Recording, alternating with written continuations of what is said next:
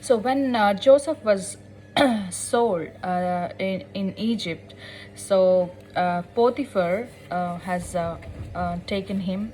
He was an authority to look after the slaves. As a slave, he was taken there. Joseph has taken there. So he was working in the Potiphar house. He was working very hard and faithful to his master. So he was working very hard, really, whatever his master used to say, and he used to follow.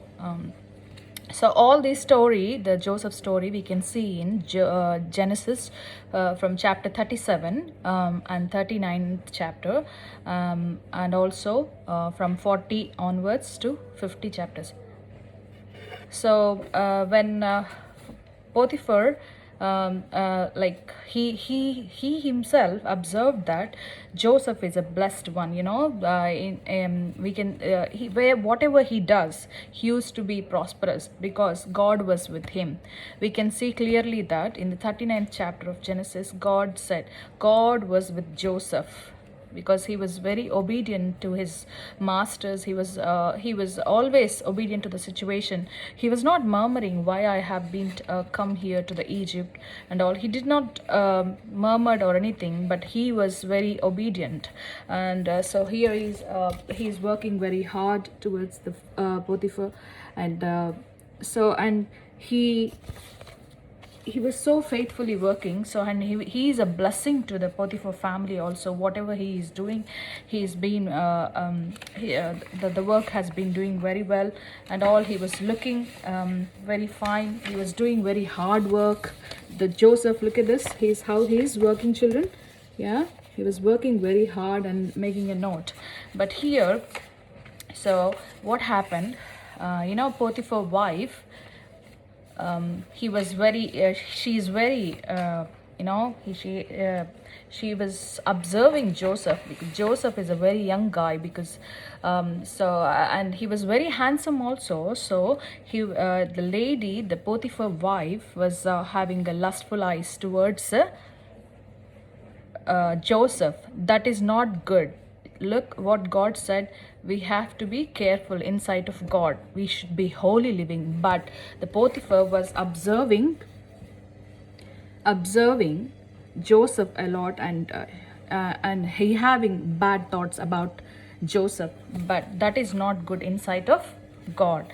And she asked several times to come with him, to come with her, but he denied so many times, because that he should not do any wicked things in sight of God or anything bad. So he told several times. But one day there was no one in the house, and she was forcibly pulling his shirt, and then she was trying to pull him. So what happened? He ran away. Look at this. When there is a sin that you are observing, that we should run away from the sin. So Joseph was very faithful towards God wherever he was. But the lady, she got angry that he is not listening to her, because though he was very obedient to his masters, she is a master too, but that is sin. What is like what she is, he has a wife or a husband, right? So but why she is having lustful eyes towards the Joseph, that is very bad in sight of God. So he insisted so many times, and he did not heed her. But she was very angry that he ran away from me. Then and he left his garment with her also. And but she was so angry, and she made up a story and telling lies to his husband. When he came back, he was telling, he only doing the bad things to me. He was mocking me. Joseph was very bad guy. All the story she made up. And look at this, she's telling that he is a bad guy, that you brought the Joseph to our house. So then Potiphar was very angry towards Joseph. So then what happened? Joseph was put in the jail. Yeah, because he believed it. But what had happened? he was very obedient to the situation. Joseph, that we can learn here is Joseph is every situation he is just believing that God is in control. Okay, so when he went to the jail, there he lived there in the prison for some days, and then what happened there, he met two guys who were very like, sitting idle, very dull. And there also in the prison also, Joseph has been a blessing to all the people. The keeper of the prison, he appointed Joseph as the, he's looking after all the prisoners who were there. So one day he saw two persons who were like, they came to the jail because the two persons, or one is the chief baker and the other one is the the cup giver. Like he is the so those two persons have come to the jail because of their offending words to the king. So what they happened is like, they were so upset and they were sitting idle, because Joseph was looking after all the prisoners, so he is the in charge over the jail. So he was asking, what happened, why are you so dull? So he is the chief baker and he is the chief, he is giving the cup, he was handing over to the king. So what happened, why are you so dull? Then we got one dreams. Who will interpret it for us? We both got dreams last night. I said, why are you worried? The interpretation belonging to the God, so why don't you tell me the story, the dream? Then they started explaining the dream, and then they said okay. They started telling, he interpreted properly that the chief baker going to die in 3 days, and this boy is going to release in 3 days to the king. So he said exactly happened the same thing whatever the Joseph told to the those two persons. And later on he said, why don't you, when you go to the king, please remind me that I didn't do anything. So but when he released and went to the Potiphar, Pharaoh the king, but he did not really remember anything about Joseph, he forgot. And later on 2 years have been finished, and what happened, Pharaoh has got a dream that he got a bad dreams to one after the other. So the dreams were like, he was sleeping nicely, he got a dream saying that there were 7 good cows. They were in the field and on the river, and then there was very gaunt, were sick, these 7 animals. The cows were there, so they came and ate all the 7 good cows. So this is the dream that he got. So he was so annoyed, and the next day also and then again he slept. Another thing also got another dream saying that they were two good withered ones and the nicely blossomed ones. So but they were eating all these nice ones, the withered ones. So what happened, so these 2 dreams he got, and he was so troubled in his heart. And next day morning he woke up and then he said, I want to know this dream meaning, so can you all ask the wise people and all. So everyone gathered, and then but no one could able to interpret the dream that he got. But who then now who is the one who met Joseph in the prison, the cupbearer, yeah. So he was there.